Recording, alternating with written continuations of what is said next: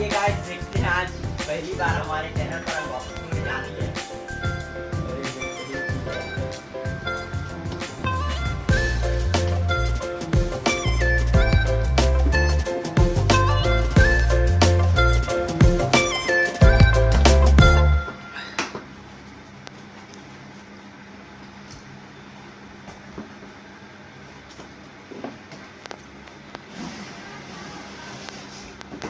Made in China है दोस्तों, ये देखो चाइना का दलाल है ये।